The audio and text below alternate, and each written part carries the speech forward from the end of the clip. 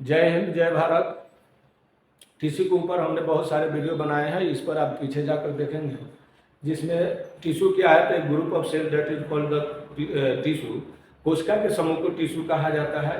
कितने भाग में बांटा गया? दो भाग में, एनिमल टिश्यू और पादप टिश्यू यानी प्लांट टिश्यू। तो एनिमल वाले के बारे में हम सब पढ़ा चुके हैं, आप पीछे देखेंगे। आज शुरू किए हैं पादप ऊतक के बारे में, जो दो प्रकार के होते हैं, विभेदोतक ऊतक। इसको बारे में भी कई प्रकार के हैं, सब हम पीछे पढ़ा दिए हैं। आज पढ़ाएंगे आपको अस्थायी ऊतक। ये दो प्रकार के हैं पादप ऊतक, तो ये अब पढ़ेंगे अस्थायी ऊतक। क्या पढ़ा रहे हैं? प्लांट टिश्यू के बारे में पढ़ा रहे हैं। Plant tissue. प्लांट टिश्यू कितने प्रकार के हैं? तो दो प्रकार के। विभेदोतक, जिसके बाद इसके बारे में हमने आपको पीछे पढ़ा चुके हैं, देखिएगा पीछे वीडियो। और दूसरा है अस्थायी ऊतक, इसके परमानेंट टिश्यू, इसके बारे में देखेंगे। तो इसको जो है दो भागों में बांट दिया गया है। कितने भाग में बांट दिया गया है? दो भाग में। एक है सरल यानी सिंपल टिश्यू या सरल ऊतक बोलेंगे, अस्थायी ऊतक। इसको तीन भाग में बांटा गया है। देखना, स्क्लेरेन काइमा। स्क्लेरेन काइमा इंग्लिश में भी वही है, हिंदी में भी वही नाम है। आसान होगा इंग्लिश में नाम याद रखना। दूसरा भाग है कोलेन काइमा, इंग्लिश में भी कोलेन काइमा बोलेंगे। तीसरा है प्रेन काइमा, इंग्लिश में भी यही नाम है। इस सब पर एक एक करके वीडियो बनाएंगे, आप देखते रहिए, वीडियो पर बने रहिए। नए हैं तो सब्सक्राइब कीजिए, अपने दोस्तों में शेयर कीजिए और कमेंट कीजिए, ताकि हम और भी अच्छे से अच्छे, आपके कमेंट से हमारा हिम्मत बढ़ता है। समझ में आया? और इसको पढ़ने के फिर में पढ़िए, इसको पढ़िए और नहीं कहीं भी रहिए, मोबाइल पर पढ़ते रहिए, क्योंकि ये हर एग्जाम में पूछता है इससे उठाकर क्वेश्चन। जैसे रेलवे हो गया, बैंक हो गया, या कोई भी बड़े बड़े कंपटीशन हो गए, सारे एग्जाम में इससे सवाल उठता है। इसलिए आप ध्यान रखिए। थोड़ा बायोलॉजी चैप्टर है, तनी हार्ड से होता है, सबको समझ नहीं आता है, इसलिए आप थोड़ा ध्यान से पढ़ेंगे। तो आपने देखा क्या कि प्लांट टिश्यू जो है दो प्रकार के होते हैं, विभेदोतक और अस्थायी ऊतक। तो विभेदोतक को पीछे पढ़ा है। अस्थायी ऊतक भी दो प्रकार के हैं, ये ध्यान में रखेंगे। सरल अस्थायी ऊतक और जटिल अस्थायी ऊतक। सरल अस्थायी ऊतक को तीन भाग बांट दिया गया है। स्क्लेरेन काइमा, हिंदी इंग्लिश दोनों नाम है, कोलेन काइमा और है पेरेन काइमा। अब देखेंगे जटिल ऊतक। जटिल ऊतक के बारे में देखेंगे तो इसको दो भाग में बांट दिया गया है। इसको कितने भाग में बांटा गया है? दो भाग में। आई इसको सरल को तीन भाग में बांटा गया, ध्यान से देखेंगे। जाइलम जल पहुंचाता है और फ्लोएम भोजन पहुंचाता है। इस सब पर जो है एक एक करके वीडियो बनाया जाएगा। समझ में आ गया? सब पर जो है एक एक करके वीडियो बनाएंगे और देखेंगे इसी में। जिसको स्क्रीनशॉट लेना है ले ले और आगे देखें। चलिए तो आगे वीडियो स्टार्ट करते हैं। हमने पीछे देखे हैं इसी वीडियो में विभेदोतक ऊतक, इसी के वजह से ये अस्थायी ऊतक बनता है।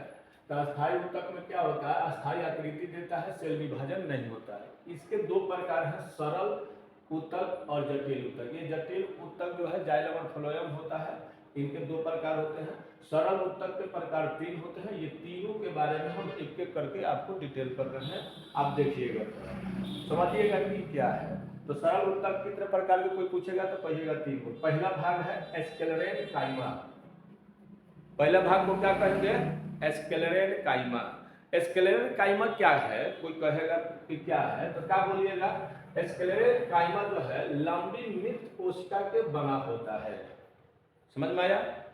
कोशिका भीति में लिग्निन पाया जाता है। लिक्विड जो होता है कोशिका भीति के अंदर, उसी का नाम है लिग्निन। लिग्निन पाया जाता है। समझ में आया? पाया जाता है। और बीज के आवरण जो होते हैं उसको हार्ड बनाता है। यानी तो आपने देखा एक नंबर में स्क्लेरेन काइमा लंबी मृत कोशिका के बना होता है।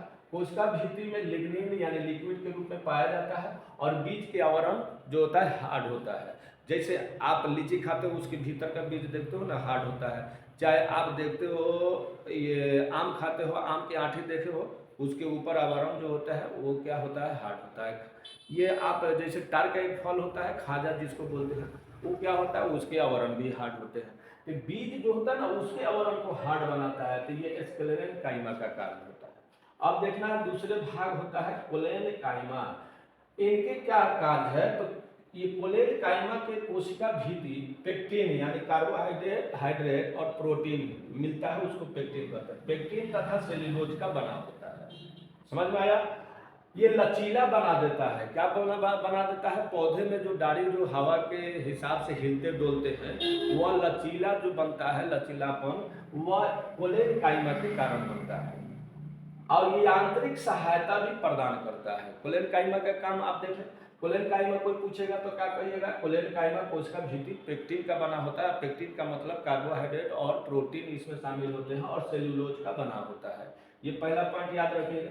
इसमें लचीला होता है, यानी हवा के झोंका से ये हिलता डुलता है, यांत्रिक सहायता भी प्रदान करता है। ये आपको समझ में आया? अब आगे तीसरा पॉइंट देखेंगे इसका।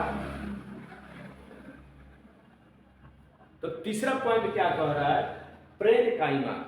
ये प्रेनकाइमा जो होता है, इसके बारे में देखो। भोजन स्टार्च के रूप में भंडारण करता है। प्रेनकाइमा क्या करता है? ये भोजन को पैकेज करता है, यानी स्टार्च के रूप में ये बना देता है। कोलेरेनकाइमा ये दो प्रकार के होते हैं। ये कोलेरेनकाइमा ये प्रकाश संश्लेषण में मदद करता है, और एरेनकाइमा ये कोशिका में वायु भरता है, यानी जिसके कारण एरेनकाइमा जो है, इसी के कारण कोशिका में वायु रहता है, और वायु के जिसमें भरा रहता है जो भी पौधे पेड़ में, वह पानी पर तैर जाता है। जैसे केरा के पेड़ देखे हैं, उसमें क्या होता है? हवा ज़्यादा भरा रहता है, हल्का रहता है, डेंसिटी इसका कम होता है, इसलिए ये क्या होते हैं? पानी में आसानी से तैरते हैं। इसी के कारण तो एरेनकाइमा जिसमें हवा भरा रहता है ज़्यादा, वह पानी में आसानी से तैरता है। तो एरेनकाइमा के कारण ही पादप जंतु के कोशिका में हवा भरे रहते हैं। तो याद रखिएगा, और इसको स्क्रीनशॉट किसको लेना है ले लें, और नए हैं तो सब्सक्राइब करें। और आगे देखिए, जटिल ऊतक के बारे में पढ़ाएंगे। जाइलम और फ्लोएम में अंतर क्या होता है देखेंगे। हर एग्जाम में पूछता है, इसलिए इसको अच्छा तरीके से याद कीजिएगा। जहाँ भी रहिए वीडियो देखते रहिए, और आगे देखते हैं।